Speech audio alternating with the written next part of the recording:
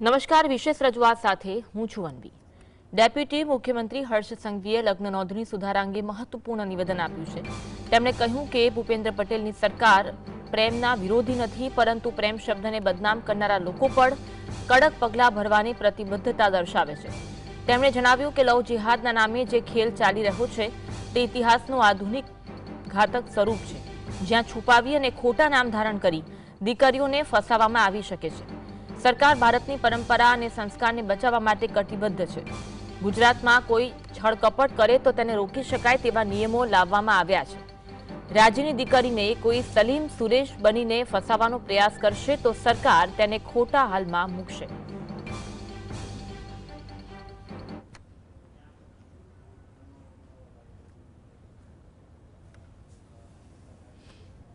ગ્રામ્ય લેવલે તલાટી પાસે સત્તા હતી, નોંધણી પ્રક્રિયા તલાટી લેવલે પૂર્ણ થઈ જતી હતી। હવે નવી પદ્ધતિમાં દસ્તાવેજો જે છે એની ચકાસણી વધારી છે, વર વધુની હાજરી અનિવાર્ય બનાવી છે, જેથી બોગસ લગ્ન નોંધણી આપણે અટકાવી શકાય। રજિસ્ટ્રેશન પ્રક્રિયાની મંજૂરીની સત્તાઓ તલાટી સલીમ સુરેશ બનીને મારા રાજ્યની દીકરીઓને ભોલી ભાલી દીકરીઓનું જીવન બરબાદ કરવાની કોશિશ કરશે તો એક એક લોકોને શોધીને એનો હિસાબ કરવામાં આવશે।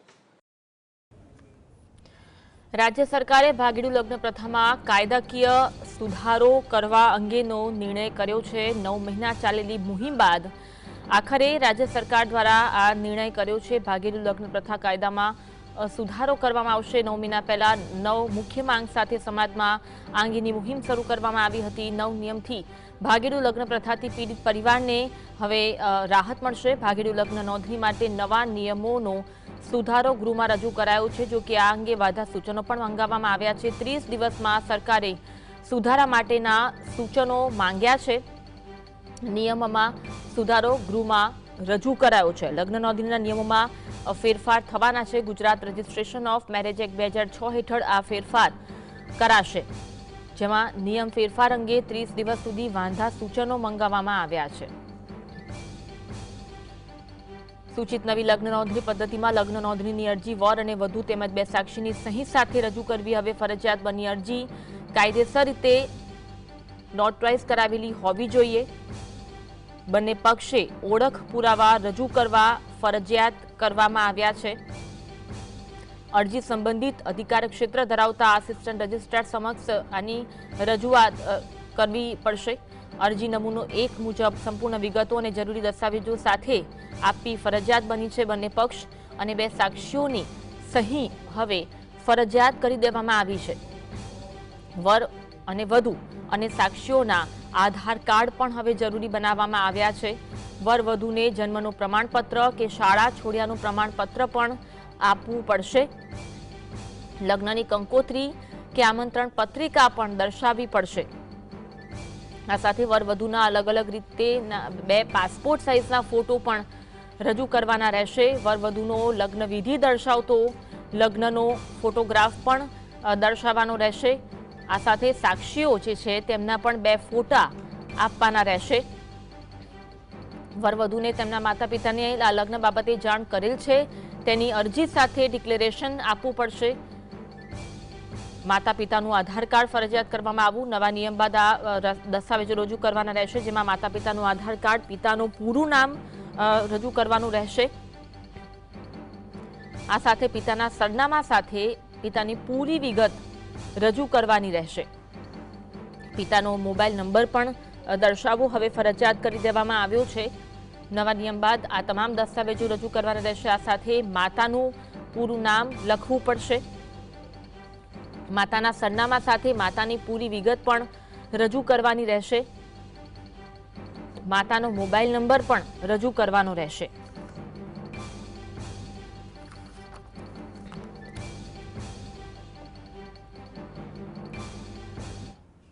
લગ્ન નોંધણીના નિયમોમાં ફેરફાર કરવામાં આવ્યા છે અને આ અંગે વિધાનસભા સત્રમાં જે રીતની રજૂઆત થઈ છે અને સાથે 30 દિવસનો સમય આપવામાં આવ્યો છે. જે પણ વાધા સૂચનો છે તે 30 દિવસમાં રજૂ કરવાના રહેશે અને ત્યારબાદ અંતિમ નિર્ણય કરવામાં આવશે. આ સુધારા અંગેના જે વાધા સૂચનો છે તે 30 દિવસનો સમય છે. હવે આ જે નિયમોમાં ફેરફાર કરવામાં આવ્યા છે તેનાથી જે સરકાર અને અગાઉ પણ પાટીદાર સમાજ દ્વારા આ અંગેના નિયમોમાં ફેરફાર કરવાની માંગ કરવામાં આવી હતી. અલગ અલગ સમાજો દ્વારા આ અંગેના નિયમોમાં ફેરફાર કરવાની માંગ કરવામાં આવી હતી. કેટલા અંશે આ સફળ રહેશે તે અંગે વાતચીત કરવી છે અને સરકારનો જે ઉદ્દેશ છે તે કેટલો સફળ રહેશે તે અંગે આપણે વાતચીત કરવી છે. આપણી સાથે બે મહાનુભાવો જોડાયા છે. આપણી સાથે એડવોકેટ અને સામાજિક કાર્યકર્તા ડોક્ટર સોનલ જોશી જોડાયા છે અને સાથે સમસ્ત ગુજરાત બ્રહ્મ સમાજના પ્રમુખ શૈલેષ ઠાકર જોડાયા છે. આ બંનેનું સ્વાગત છે. સોનલબેન, તમને પહેલા પ્રશ્ન કરવા માંગીશ. જે રીતે સરકાર દ્વારા આ નિયમોમાં ફેરફાર કરવાની વાત સામે આવી છે, આપના પહેલા તો સૂચનો કયા કયા છે? જો કે 30 દિવસનો સમય આપવામાં આવ્યો છે વાંધા સૂચનો માટે, આપની શું પ્રતિક્રિયા છે? હું અન્વી એવું કહીશ કે નોંધણી કરાવવા માટેની જે વાત છે, માતા પિતાનો નંબર બરોબર છે, પરંતુ લગ્ન કરતી વખતે માતા પિતાની સહી અગર ફરજિયાત કરવામાં આવશે તો જે બાળકો લવ મેરેજ ના લીધે આત્મહત્યા કરશે એ એક બહુ મોટો પ્રશ્ન હોઈ શકે છે. બીજો, બંધારણીય દ્રષ્ટિએ જોવા જઈએ તો સ્વતંત્રતા ઉપરની તરાપ ન હોવી જોઈએ, એ ખૂબ અન્વી મહત્વનું છે. આજના બાળકો બહુ શોર્ટ ટેમ્પર છે, એમનામાં ટોલરન્સની પાવર ઓછો હોય છે, એમને સમજાવવા બહુ અઘરા હોય છે. જે માતા પિતાને જે લવ જેહાદની વાત કરી એ ખૂબ સારી વાત છે કે માતા પિતાના નંબર, મોબાઈલ નંબર હોવા જોઈએ અને મોબાઈલથી જાણ કરવી જરૂરી છે. એ જાણ કરવામાં આવે ને મા બાપ પાસે એ લોકો પોતાની રજૂઆત કરે. પણ સાથે સાથે આપણે ત્યાં ઘણા લોકો, ઘણા સમાજ એવા છે જે લોકો એવા છે કે ખાપ પંચાયતોની જેમ બાળકોના પોતેને મારી નાખવાની ઓનર કિલિંગ એક બહુ મોટો પ્રશ્ન છે. હું સોશિયલી રજૂઆત કરી રહી છું, હું પોતે પણ એક માતા છું, પરંતુ ક્યાંક ને ક્યાંક આજે અત્યારે જે લવજેહાદને લઈને છે તો હું સાથે છું. 100% આવું બનતું હોય છે અને આવું કરતા હોય એના માટે આ કાયદો બરોબર છે. પરંતુ કોઈ ખરાબ ઈરાદાથી જે નોર્મલ જે આપણે સમાજોના જે વાડા છે કે આ સમાજની દીકરી આમાં ન જાય, આ સમાજની દીકરી આમાં ન જાય, એના કારણે મેં ઘણા બધા કેસો લડ્યા છે. અને ગામમાં લોકો શાક આપવાનું બંધ કરી દે, બંને જનરલ કેટેગરીના હોય તોય લોકોને દૂધ ન મળે, પાણી ન મળે, ઘરમાંથી ઘસડીને બહાર મૂકી દેવી પડે. આજે એક ગાબડ ગામનો બાળનો કિસ્સો હતો, એમાં બ્રાહ્મણનો દીકરો હતો, છતાં બી એના ઘરમાં જે ગાયો હતી એ ગાયો દોવા ન દેતી. મીડિયા વચ્ચે ઇન્ટરવ્યુ કરીને ત્યારબાદ એની દીકરાની માને ઘસડીને એની આંખ ફોડી નાખેલી. અને અત્યારે હાલે પણ એ ફેસબુક ઉપર અત્યારે અને ટીવી પર જોવા મળશે. એટલે આવા જે ઘટનાઓ બનતી હોય છે એ પણ ન બનવી જોઈએ. બાળકોને તમે માલિકી ભાવ ન રાખશો. આપણે બાળકોને સમજાઈ શકીએ, સંસ્કારોનું સિંચન કરીએ. અમે સોશિયલ એક્ટિવિસ્ટ તરીકે ઘણી ડિબેટો કરી છે. મેં વારંવાર કીધું છે કે સમાજના લગ્ન સમાજમાં થાય એની હું હિમાયતી છું, પરંતુ જ્યારે બાળકો નથી માનતા ત્યારે બાળકોને જબરજસ્તી કરવી અને બાળકો જ્યારે આમાં હોર્મોનલ એ લોકોનું ઇમ્બેલેન્સ, ઓપોઝિટ સેક્સ એટ્રેક્શન હોય ત્યારે કોઈ બી બાળકો, મારો હોય કે કોઈનો બાળક હોય, એ ન માને ત્યારે આપણે જબરજસ્તી કરીએ છીએ, ત્યારે ખોટું પગલું ભરી લે, ત્યારે એકમાત્ર અન્વી આત્મહત્યાના કેસો વધવાનો ચાન્સીસ વધારે છે. અને બાળકોને લવ જેહાદ હોય તો હું 100% કહું આ કાયદો આજે ને આજે લાગુ કરી દેવો જોઈએ. અને અગાઉ પણ કાયદો છે ને એવી વૃત્તિવાળા વ્યક્તિઓની જે કર્યું છે, અર્શવી સંઘવીએ જે વાત કરી ખૂબ જ સાચી વાત કરી છે અને આવા ઘણા કિસ્સાઓ અત્યારે બની રહ્યા છે. ધર્માંતરણનો કાયદો બી લાવવામાં આવ્યો છે, આ બરોબર છે. પરંતુ જે નોર્મલ સમાજના વાડા છે એની અંદર જ્યારે લગ્ન થાય છે તો એમાં પણ આવા બધા ઇસ્યુ ઘણા થતા હોય છે. ગવર્મેન્ટ ગ્રાન્ટ આપતી હોય છે કે જ્યારે અન્ય જ્ઞાતિમાં તમે ST SC OBC માં લગ્ન કરે જનરલ કેટેગરીનો તો 50,000 રૂપિયા જેવું અપાતું હશે એવું મારા નોલેજમાં છે. તો આ આપણે સમાજના વાડા તોડવા માટે કરીએ છીએ. પરંતુ આ જે સારો એક કાયદો બનાવ્યો છે જે લવ જેહાદના ઇસ્યુને લઈ છે પણ એનો મિસયુઝ કરવામાં ન આવે અન્ય રીતે સામાજિક વાડાઓમાં, એ ખૂબ જરૂરી છે. અન્વી, વ્યક્તિની સ્વતંત્રતા જન્મતા વેત મળી જતી હોય છે. ઇવન હ્યુમન રાઇટ્સ તો ગર્ભમાં બાળક હોય ત્યારથી જ મળતું હોય છે. એટલે ક્યાંક ને ક્યાંક સ્વતંત્રતા ઉપર તરફ ન રહે એ ખૂબ જરૂરી છે એવું મારું માનવું છે. ઓકે, આપણે શૈલેષભાઈને પહેલા પૂછી લઈએ કે શૈલેષભાઈ, તમારા શું મંતવ્યો છે? જે કાયદામાં સુધારો કરવાની વાત કરવામાં આવી છે, સૂચનો મંગાવવામાં આવ્યા છે, આપની શું પ્રતિક્રિયા છે? મેં એનો અભ્યાસ હજી થોડો અધકચરો કહી શકાય, કારણ કે હજી 30 દિવસનો સમય છે એટલે આપણે એમાં થોડું વધારે રિસર્ચ કરીશું.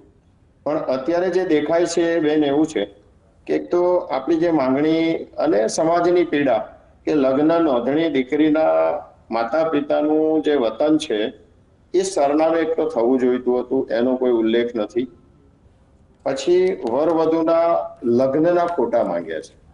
એ ગમે ત્યાં મંદિરમાં લગ્ન કરી નાખશે, હાર પહેરાઈ દેશે અને પછી એ ફોટા રજૂ કરશે, એટલે લગ્ન તો થઈ જ જાય છે. ફક્ત નોંધણીની પ્રક્રિયા પૂરતી વાત રહેશે, બાકી લગ્ન તો કરી જ નાખશે, કારણ કે આપણે ફોટા પણ માંગીએ છીએ. એ સિવાય આધાર કાર્ડની જે વાત છે કે મા બાપના આધાર કાર્ડ આપણે માંગ્યા છે. હવે તો છોકરા છોકરીઓ તો ચોરી કરીને બી લઈ જાય આધાર કાર્ડ, ઓરિજિનલ આધાર કાર્ડ પણ લઈ જાય. તેમાં એવી વ્યવસ્થા હોવી જોઈતી હતી કે ઓરિજિનલ આધાર કાર્ડ સાથે એના માતા પિતા ત્યાં રજૂ કરે જ્યાં નોંધણી કરાવવાની હોય ત્યાં. બાકી તો છોકરા પોતે આધાર કાર્ડ લઈને જતા રહેશે. આધાર કાર્ડ તો અત્યારે ગમે ત્યાં અવેલેબલ હોય છે, ઘણી જગ્યાએ આપેલા હોય છે, મળી શકે. એટલે એ વાતનો પણ કઈ બહુ મતલબ રહેતો નથી એવું દેખાય છે અત્યારે. અને આધાર કાર્ડની સાથે સાથે બીજી વાતો એવી છે કે મા બાપની આપણે સંમતિની વાત કરી હતી કે ભાઈ મા બાપની સંમતિ હોવી જરૂરી છે લગ્ન નોંધણી સમયે. એનો પણ આમાં કોઈ ઉલ્લેખ નથી. એટલે મા બાપને આપણે ડિક્લેરેશન માંગ્યું છે કે ભાઈ મા બાપને તમે જાણ કરી છે કે કેમ. એટલે એ ડિક્લેરેશન થી પ્રોબ્લેમ સોલ્વ નથી થતો. મા બાપ સંમત છે કે કેમ એ વાત બહુ જરૂરી હતી. એવું પણ કંઈ ખાસ એવું દેખાતું નથી. એમાં એને બીજી રીતે મૂલવીએ તો બેન, પૈસા મારા છે, મોબાઈલ મારો છે, ટીવી મારું છે, ઘર મારું છે, જાયદાદ મારી છે, જમીન મારી છે. જો નિર્જીવ વસ્તુ પર આપણે આટલો હક કરી શકતા હોય કે મારું છે, તો જે મા બાપનો અંશ છે, જે મા બાપના પેટે જેણે અવતાર લીધો છે, એના ઉપરથી મા બાપનો હક કાઢી નાખવો અને ન હોવું એ કઈ બહુ વ્યાજબી વસ્તુ નથી દેખાતી. મા બાપનો એ હક છે અને અબાધિત રહેવો જોઈએ. માની લો કે કાયદામાં કોઈ અડચણ છે એમાં, કે બંધારણમાં કોઈ એવી જોગવાઈ છે, કેન્દ્ર સરકારે એમાં ઇન્વોલ્વ થવું જોઈએ અને મા બાપના હકને તો ના જ છીનવવો જોઈએ એવું મારું સ્પષ્ટ માનવું છે. કારણ કે એટલા બધા બનાવો આપણે સમાજમાં જોઈએ છે, મા બાપ એટલા બધા પીડાય છે. સામાન્ય મા બાપને તો બિચારાને એટલી બધી મુશ્કેલી પડતી હોય. અને ઇજ્જતની વાત તો ઇજ્જત જોડે પણ છોકરીઓ કે છોકરાઓ એમનું પોતાનું જીવન પણ બરબાદ કરી નાખે છે. એવા પણ ઘણા દાખલા છે. ઘણી વખત એવું બનતું હોય છે કે સગા ભાઈ બહેન મામા માસીના કે ફોઈના લગ્ન કરતા વિચાર કરતા નથી. આવા સંજોગોનું પણ નિર્માણ થાય છે. એટલે કાયદામાં એવી જોગવાઈ હોવી જોઈએ કે જેનાથી એક બંધન તો મળવું જોઈએ. આમાં જે દેખાય છે એ એટલું ક્યોર નથી દેખાતું કે જે રીતે સમાજોએ રજૂઆત કરી હતી સરકારને કે આમાં સારા ફેરફારો આવે કે જેનાથી મા બાપને રાહત થાય. પણ આમાં કદાચ કાગળો વધારે આપવાના થશે, ડોક્યુમેન્ટ વધારે આપવાના થશે, પણ જે પીડા છે એ પીડા દૂર થઈ જશે એવું ક્યાંય દેખાતું એટલું શ્યોર નથી દેખાતું. એટલે હું એવું સમજુ છું કે આના વિશે હજી આ 30 દિવસમાં અમે લોકો પણ અભ્યાસ કરીશું અને એના સૂચનો અમે સરકારને મોકલીશું પણ ખરા. અને એ સૂચનોમાં કેટલા ફેરફારો થાય છે એ લેટેસ્ટ જોવાનો વિષય છે. પણ અત્યારે આ કોઈ સેટિસ્ફેક્ટરી એવી નથી કે મા બાપ આ પીડામાંથી મુક્ત થશે. અને દરેક સમાજને લાગુ પડે છે. આમાં આ સમાજ કે પેલા સમાજ એવી વાત નથી. દરેક મા બાપ મુશ્કેલીમાં હોય છે. આપણે જ્યાં રહેતા હોઈએ છીએ ત્યાં જોઈએ છે. અને એ આ જે ઉંમર છે બે 18, 20 વર્ષ, 22 વર્ષ, 24 વર્ષ, આ ઉંમરમાં એ ભલે આપણે એને કાયદાએ મંજૂરી આપી હોય કે ભાઈ 18 વર્ષ થઈ ગયા એટલે પરિપક્વ કહેવાય, નિર્ણય લેવા માટે સ્વતંત્ર છે. પણ મેં મારા પોતાના જીવનમાં હું અનુભવું છું કે મારા છોકરાઓ 35 વર્ષની ઉંમર ધરાવે છે તો એ ઘણી બાબતોમાં મને પૂછવું પડે છે કે પપ્પા આમાં શું કરીએ. આ મેચ્યોરિટી આ બાળકોમાં નથી હોતી. આ એક ઉંમર આવી છે. એટલે સમજણ વગરના જીવનના નિર્ણયો એમના પોતાના લાઈફને તો સ્પોઇલ કરે છે, સાથે એમના પરિવારને, એમના પરિજનોને અને સમાજને બહુ મોટા નુકસાન કરે છે. એ સંજોગોમાં હજી આમાં ઘણા ફેરફારો આવશ્યક છે અને થવા જોઈએ. બાકી આટલાથી કંઈ પરિણામ મળશે એવું દેખાતું નથી. આ જે છે અત્યારે એ જે રેગ્યુલર લગ્નો જે છે કે ભાઈ તમે જાન લઈને જાઓ અને લગ્ન કરાવો, ફોરેન જવાનું છે અને લગ્ન નોંધણી કરાવવાની છે, તો એના પૂરતું આ કદાચ એવું યોગ્ય લાગે. પણ જે ભાગેડું લગ્નનો જે પ્રશ્ન છે, મા બાપની પીડાનો જે પ્રશ્ન છે, એ આનાથી સોલ્વ થશે એવું નથી લાગતું અત્યારે તો. ઓકે, આગામી દિવસોમાં જોઈએ કયા વાંધા સૂચનો પણ આવે છે, તમારી પાસે પણ માંગીશું. સોનલબેન, તમારી પાસે આવવા માંગુ છું. અગાઉ તમે એક એડવોકેટ છો, સામાજિક કાર્યકર્તા છો, તમારી પાસે એવા કેવા કેવા કિસ્સાઓ આવે છે, ખાસ કરી જો દીકરીઓની વાત કરીએ, દીકરીઓની સુરક્ષાની વાત કરીએ, કેવા કેવા કિસ્સા સમાજમાં ચોંકાવનારા બનતા હોય છે? તમારી પાસે એવા કોઈ કિસ્સા આવ્યા છે ખરા? ઘણા કિસ્સા આવે છે. મારી પાસે બે સમાજના બી અન્વી આવ્યા છે અને એની અંદર ગામમાં ને ગામમાં બ્રાહ્મણ અને પટેલના લગ્ન થયેલા અને છતાં પણ આવી રીતના એટલો બધો ઝઘડો થયો અને એ લોકોને ગામની બહાર તગડી મૂક્યા અને અત્યારે હાઈકોર્ટે પ્રોટેક્શન આપવું પડ્યું અને નામદાર હાઈકોર્ટના પ્રોટેક્શનના કારણે એમને અંદર ગામમાં 8 મહિના પછી એમને મૂક્યું કે ભાઈ તમે એ જ ગામમાં રહેવા જશો. કોઈના ઘરમાં આવા અન્ય પણ એક લગ્ન હતા જનરલ કેટેગરીના અને શેડ્યુલ કેટેગરીના, તો એ લોકોની સાથે પણ બહુ ખરાબ રીતે વર્તન કરવામાં આવ્યું હતું. 1.5 વર્ષથી એમને ઘરની બહાર પહેરે કપડે બહાર મોકલી દીધા, છોકરાના મા બાપ અને એ છોકરી અને એ લોકો એ દીકરો એને દીકરો આવી ગયો 1.5 વર્ષે. એના માટે પણ હું હાઈકોર્ટની પ્રોટેક્શન લાવી હતી અને પછી ત્યારબાદ એ લોકોને પોલીસ પ્રોટેક્શન સાથે મૂકવા પણ ગઈ હતી. જે અગાઉનો જે કિસ્સો કીધો એ સાબરકાંઠાનો જ છે.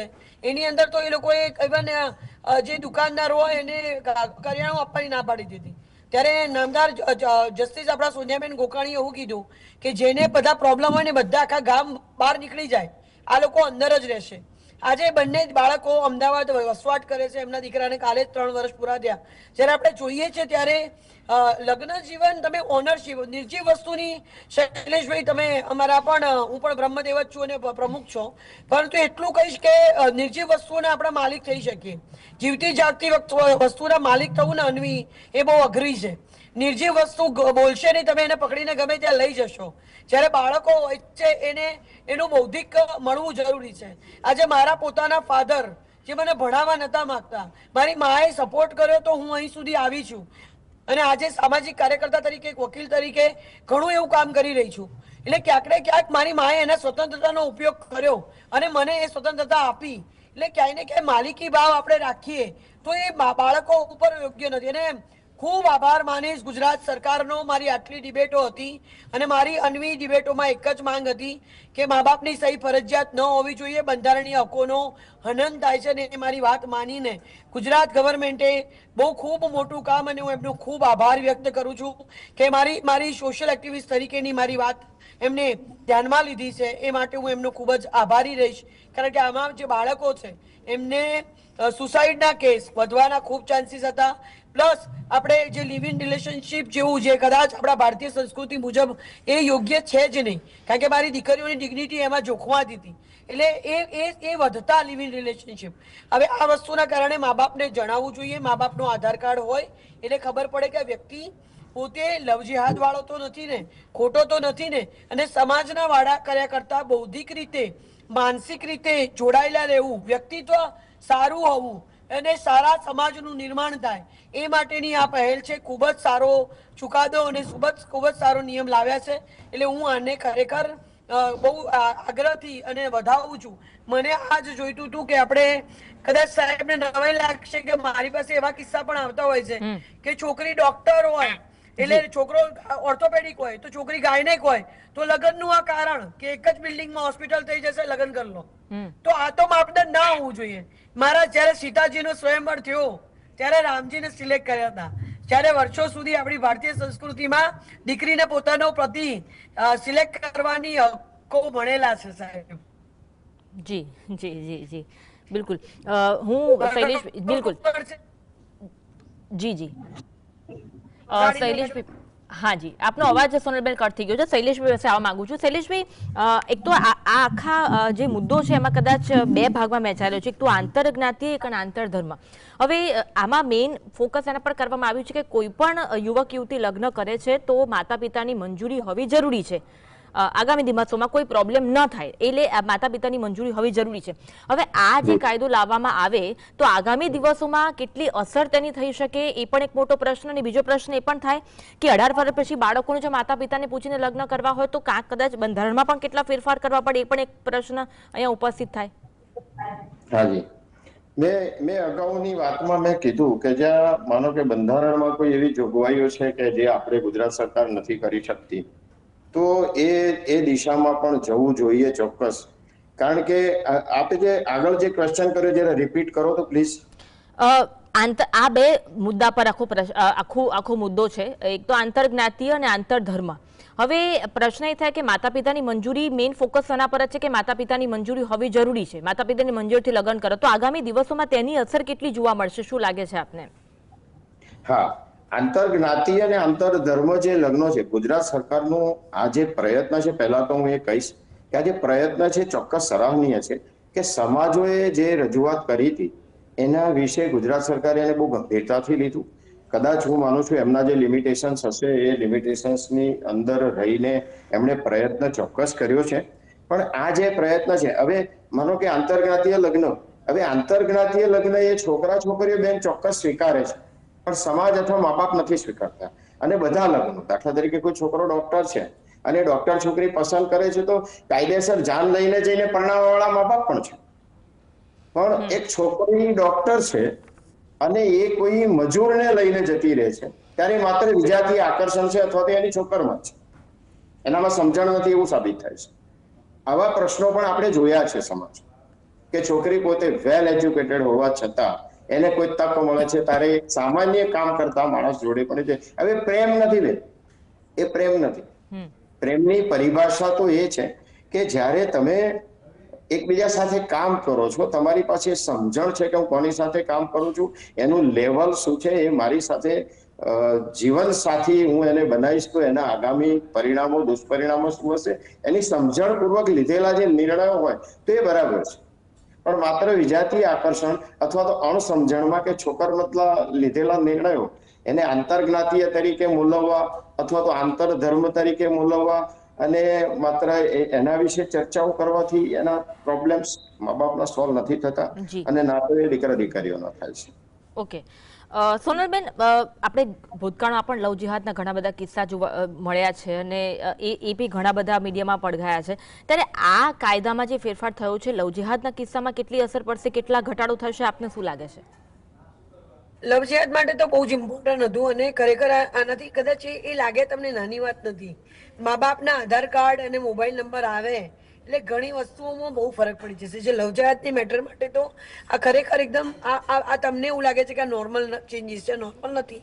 આ ખૂબ ઇમ્પોર્ટન્ટ મહત્વના પુરાવા માગતી વખતે આ બધા પુરાવા જ્યારે હશે તો એનો ફાયદો ખૂબ જ થવાનો છે અને એના કારણે આપણે દીકરીઓને પ્રોટેક્શન આપી શકીશું. કારણ કે દરેક જગ્યાએ તમે ચેન્જીસ ન કરી શકો. પોતાનું નામ, જેમ આપણે હર્ષ સંઘવી સાહેબે કીધું કે ભાઈ સુરેશ બનીને નામ કરીને શકીલ સુરેશ બને, આ જે છે એ તમે પોતાના આધાર કાર્ડમાં ચેન્જ કરે, મા બાપના આધાર કાર્ડ હોય તો એમાં બધી રીતે ફેબ્રિકેટેડ થવા ચાન્સીસ ઓછા થઈ જાય. બીજી વાત કે મોબાઈલ નંબરો પણ આપવામાં આવે છે તો આ મોબાઈલ નંબરના કારણે પણ ઘણી બધી વસ્તુઓ. સોનલબેન, કદાચ કોઈ આંતરધર્મ લગ્ન કરી લે અને કદાચ 6 મહિના પછી મા બાપ પાસે કિસ્સો જાય તો એવા કેસમાં શું થાય? એમ આંતરજ્ઞાતીયમાં લગ્ન કરીને કદાચ 6 મહિના પછી રજીસ્ટ્રેશન માટે ગયું, કદાચ 6 મહિના પછી રજીસ્ટ્રેશન માટે ગયું તો આવા કેસમાં શું થઈ શકે? રજીસ્ટ્રેશન માટે ગયું તો જો આમાં કેસની અંદર અગર મા બાપ જો માથા ભારે હોય તો બાળકોને સમજાઈને ઉઠાઈને, એટલે અગાઉ બી થતું હતું કે માર મરાતો હતો, પોલીસ સ્ટેશન ની અંદર છૂટાછેડા થતા હતા, પછી કોર્ટમાં લઈ જાય કાં તો બ્લેકમેલિંગ કરવામાં આવે. હમણાં જ એક કિસ્સો બન્યો છે કે જેની અંદર વિરમગામની મેટર હતી કે જે છોકરી પ્રેગ્નેન્ટ હોવા છતાં એ છોકરો એની પોતાની પત્નીને 181 ની ગાડી લઈને ગયેલો અને ત્યાં એ દીકરાનું મૃત્યુ થયું હતું, મર્ડર થયું હતું. એટલે આવા ઘણા કિસ્સા છે, એટલે પ્રોબ્લેમ તો ઘણો થઈ શકે. એટલે ઘણી પારદર્શિતાની જરૂર છે, હજુ ઘણી ચોકસાઈની જરૂર છે. શૈલેષભાઈ અને સોનલબેન, આભાર. ચર્ચામાં ભાગ લેવા માટે વાધા સૂચનો માંગવામાં આવ્યા છે. જોઈએ છે આગામી દિવસોમાં કેવા વાધા સૂચનો આવે છે અને કેવો કાયદો ઘડાય છે અને કાયદામાં કેટલા ફેરફાર